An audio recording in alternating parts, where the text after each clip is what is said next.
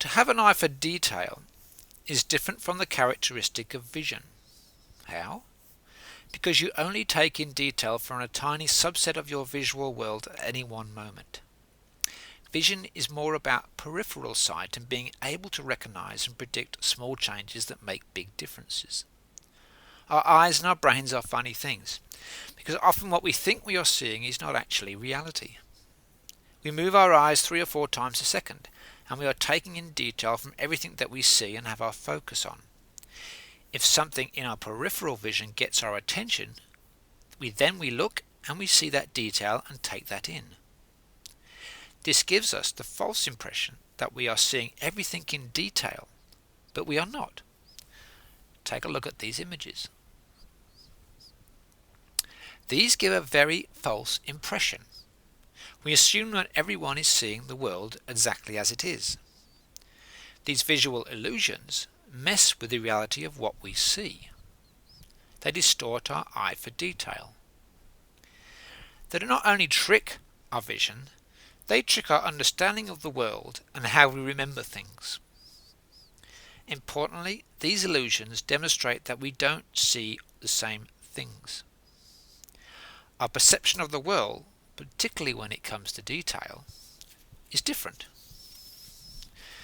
The only thing we share is the illusion that our perceptions are the same all of the time.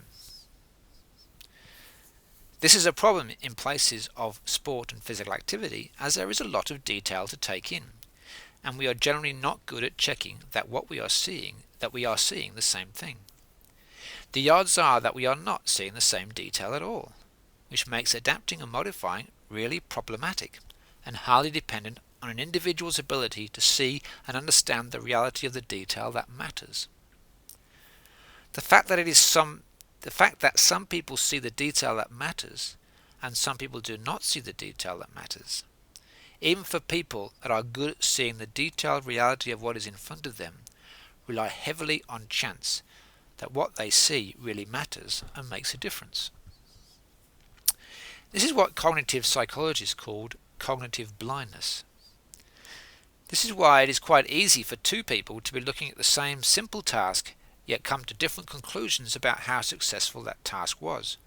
I'm sure you can relate to this if you've been a teacher or a coach.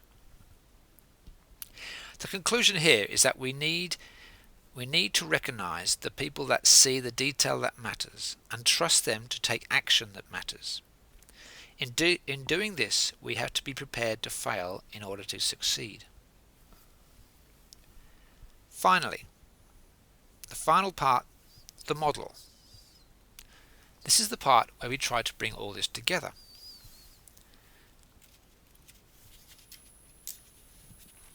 We have looked at the 3 types of people that we need to make environments that have the best possible chance of creating opportunity.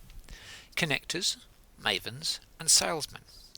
The connectors are the glue that bind people together. The mavens are the knowledge brokers, and the salesmen are the motivators to make things happen. Then we looked at the 7 characteristics of inclusive places.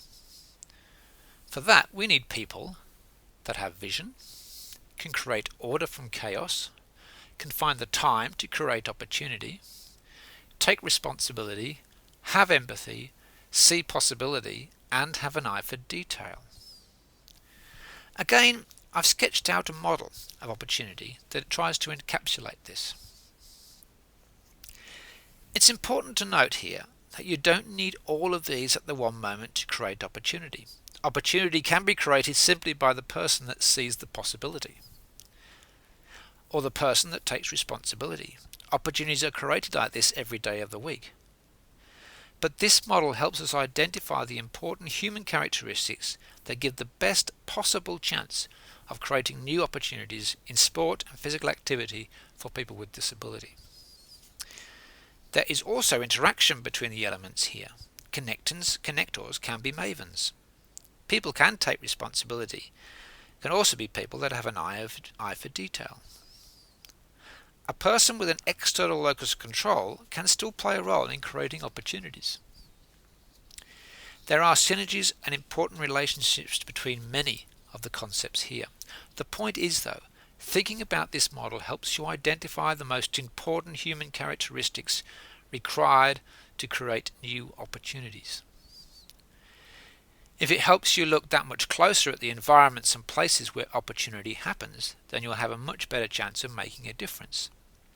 I believe that we need to continue to look very closely at the environments and places that can make a difference in the lives of people with disability.